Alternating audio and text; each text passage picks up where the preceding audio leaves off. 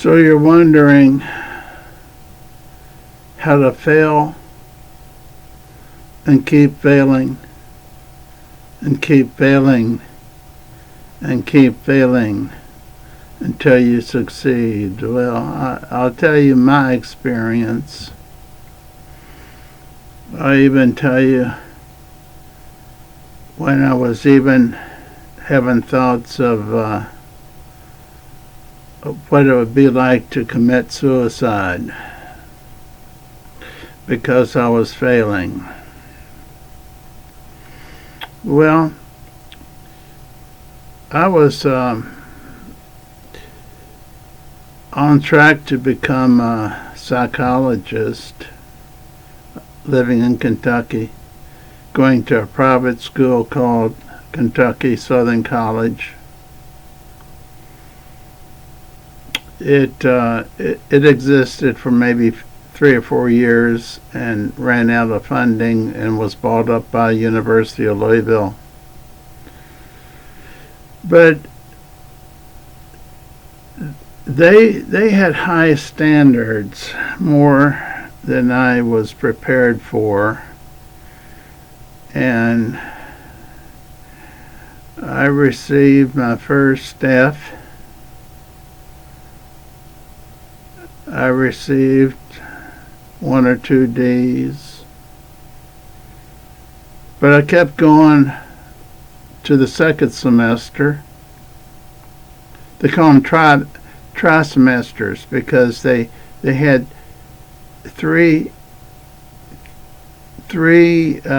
semesters combined, so you could go faster. You could go faster instead of the regular 2 semesters in college. You went 3, and you could get out of college earlier. If that tells you a little bit on the pressure that the professors put on you to learn. So here I am. I did a lot of fun things there. I started a radio station called Kentucky Southern College. It was called WKFC.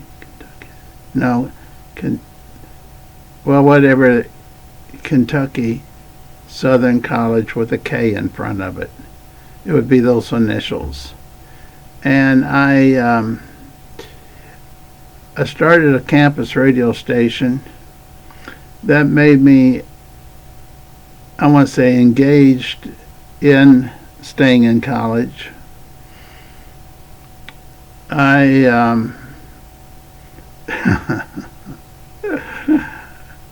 I failed French. I made D's in history. I maybe made some B's, maybe an A in English, couple B's, first semester, second semester, trimester. We'll call it trimester because it was 3 instead of 2 a year. I found out that I did better in history if I didn't buy the books to read. If I would just take notes and not read the books, I could pass, which I started passing. You ever heard that strategy before? And then, as classes got harder, I sometimes checked out the books out of the library and kept them the whole trimester, and if there was something I needed to really memorize, I could memorize it from those books. I had records coming in from all over the country because of my radio station. They were coming right into my mailbox. I'm talking about I'd have a notice in the mailbox that said, "You've got about 10 albums here." And the worst ones I remember, and there were some good ones. There were some, they became hits. I mean, no doubt about it. But they had electronic music albums. There's all sorts of albums that didn't make it, of course. I think it was the third semester I decided to quit and go to Vietnam.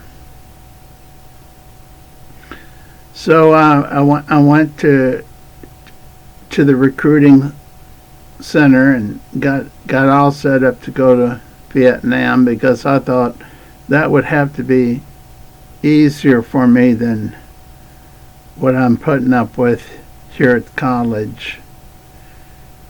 I just couldn't understand the tests they were giving, and I did the best on the test, but it wasn't what they were looking for. Like I said, I made an A or B in English. Had to have 2 or 3 English classes. But then I made an F in French. I'll share that with you. Now, going on, I almost got into the Army. And then I found out that Western Kentucky University had a late enrollment period in February instead of January. January was the regular college enrollment. So I contacted them, and Western Kentucky University, which is in Bowling Green, Kentucky, and I said, can I set up an appointment to see if I can get enrolled? They said, yeah. And I went. And I knew I wasn't going to get admitted. I mean, how you going to get admitted? How you going to get admitted when you got F's and D's and everything in between? He said, well, we can't take this D because it's in your major, which was psychology. We can't take the F because it's in French. And we can take anything else. So they transferred it all in. And I'm going to make this one real short because I know I'm lengthy. In a semester or 2, I learned how to study better, and I got a video on that. I learned how to study better, and I ended up on the president's list. Now you wonder, what's a president's list? That's when the president officially, on his stationery, writes a letter to you and to your parents saying that you made all A's. See what not giving up can cause?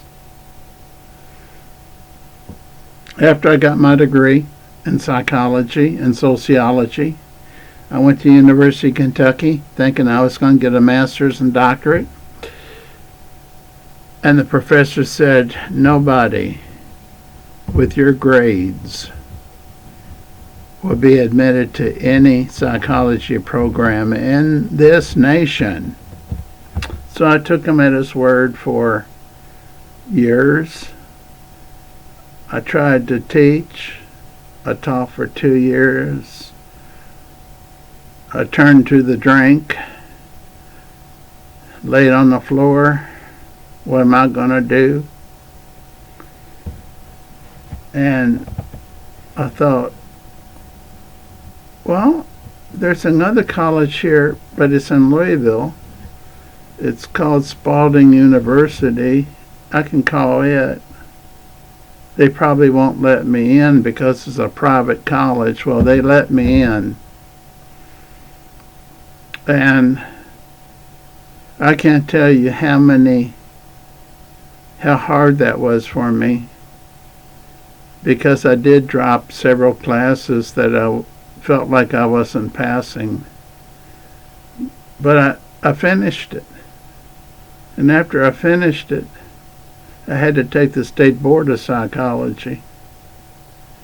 And I had to take it 3 times because I had to keep failing upward. Took it 3 times before I became a psychologist. And then the professor said, nobody's going to come to see you because unless you work for an agency, if you think you're going to work for yourself, they're not going to go down the list and say, I'm looking for someone with a W for their last name. Yeah, that's what he said. Head of the psychology department. Why would they want to see you?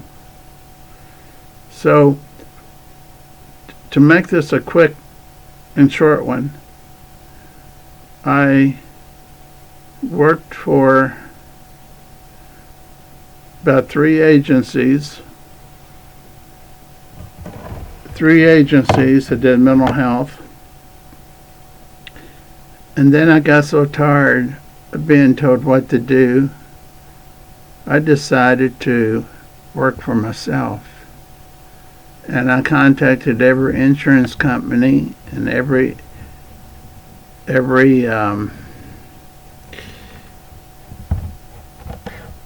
provider that was that paid people to see people for mental health. Most of them were companies that had benefits that they paid 100% outside of insurance. So I got on those networks and I started my own company, which really 2 companies, one in Kentucky and one over here. And I can't tell you, I'm not going to tell you what went wrong, but I lost money in Kentucky because I couldn't get anybody to help me work. Over here, I spent most of the time, I was offered additional contracts because I would see people with addictions and gambling addictions as well as heroin and methadone and meth, crack, cocaine. At that one place, because I didn't give up. I failed upward. When I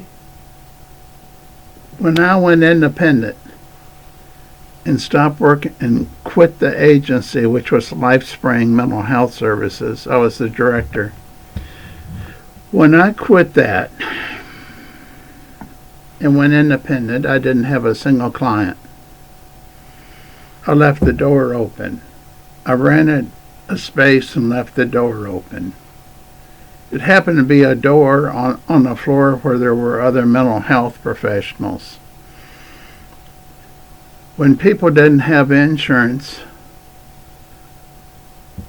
I'm not sure they were turned away all the time, but when they came back down discouraged, I'd say, did you get your help that you needed? And they said, no, I didn't have insurance. I said, I'll see you for free.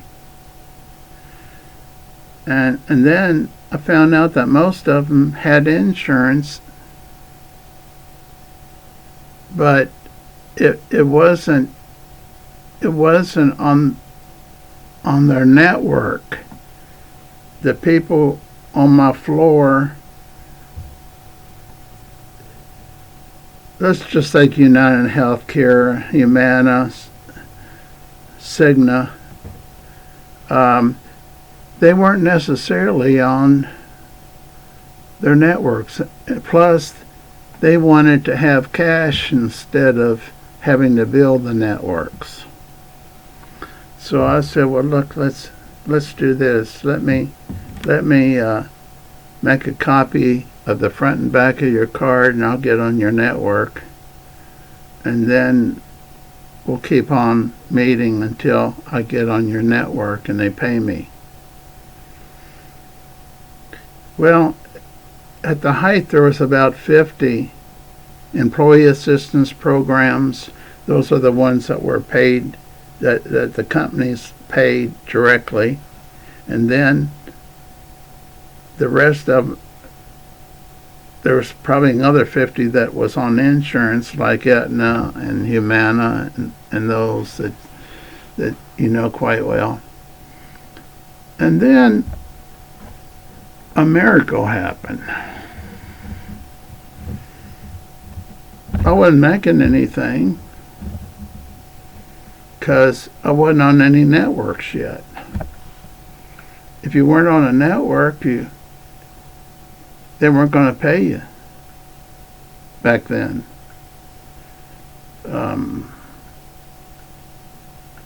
There is something called out-of-network benefits, but I didn't even know about that. That would be that if you had the credentials, they may pay you something.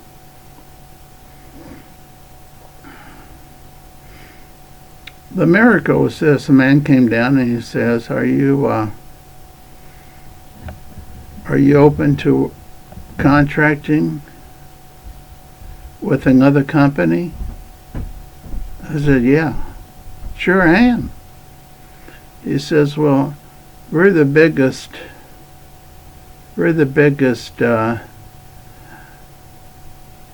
community mental health facility in Indiana.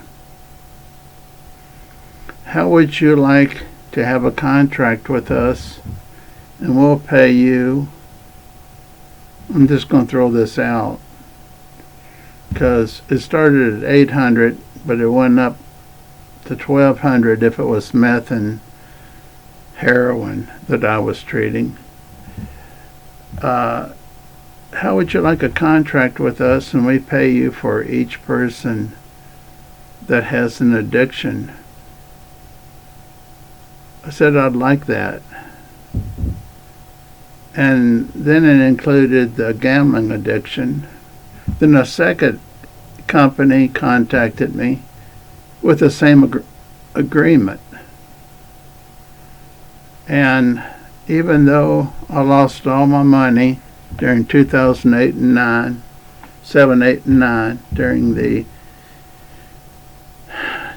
the crisis of the recession they called the Great Recession, lost all my money, closed my company down, I took the advice of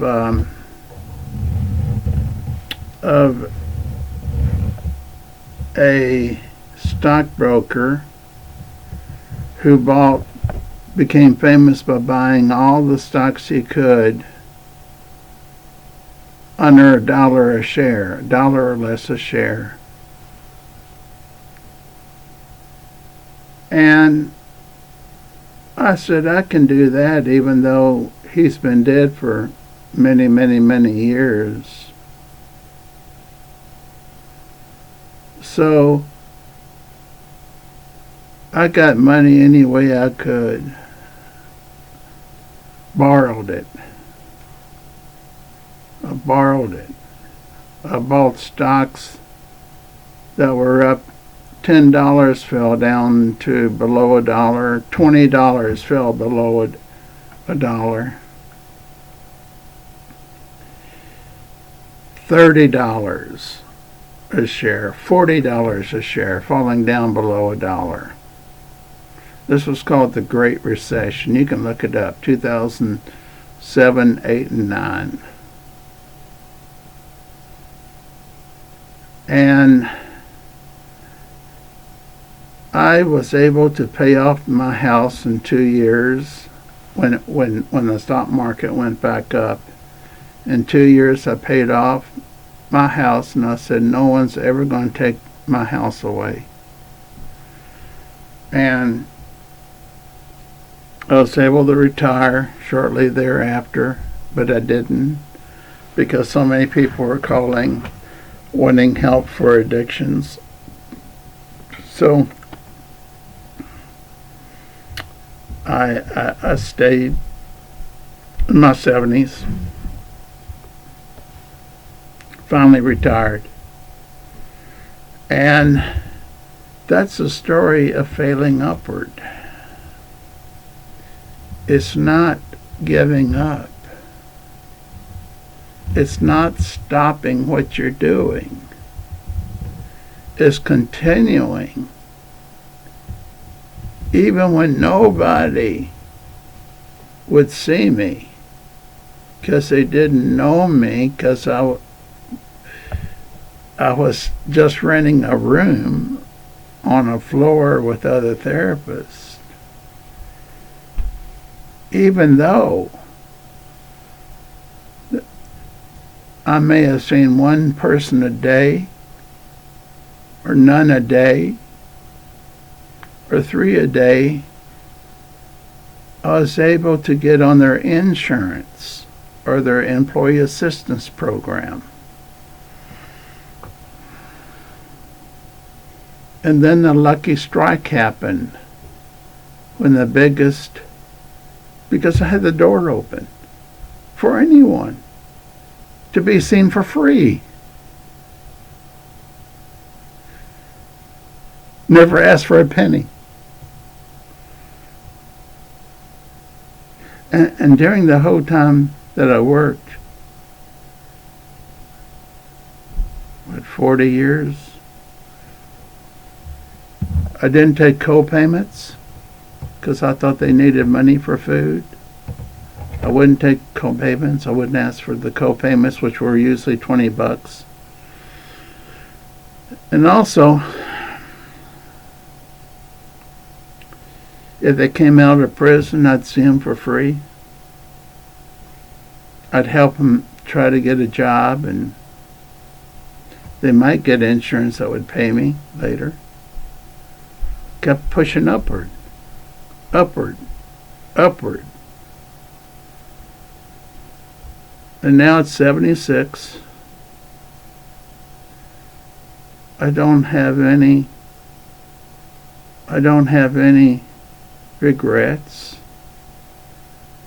Nothing I'd do differently, except not always believe authority figures. If this pumps you up a little bit, encourages you, I want to invite you to subscribe, because that's my main purpose, is to help one person or more anytime I put on a video. And I know it's junky down here. This is my man cave.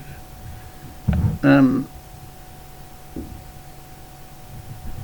not what you would call enthusiastic about making a video, and I'll just share this. I have long COVID, which takes the energy out of me, except for the little bit that I can do on this video. COVID I've had 3 or 4 times. Don't ask me how I got it, because I don't go out that much, but when I went out to the grocery store or hospital, I saw a lot of people in the hospital. You can catch diseases in the hospital. That's a bonus that I'll tell you. Okay, now I want to thank you for listening. And any comments you want to leave, feel free to.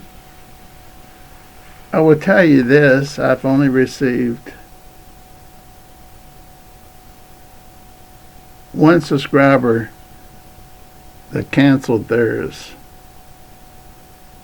in these months that I've been, and that surprises me.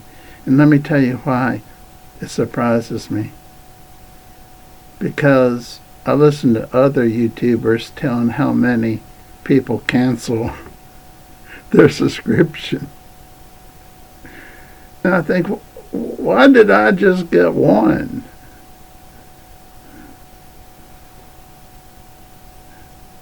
Well, whatever the reason was, I'm thrilled. And I want you to have a thrilling day tomorrow. You take care. God bless you. May God prosper you, keep you in good health, and lead you on the right path. Good night.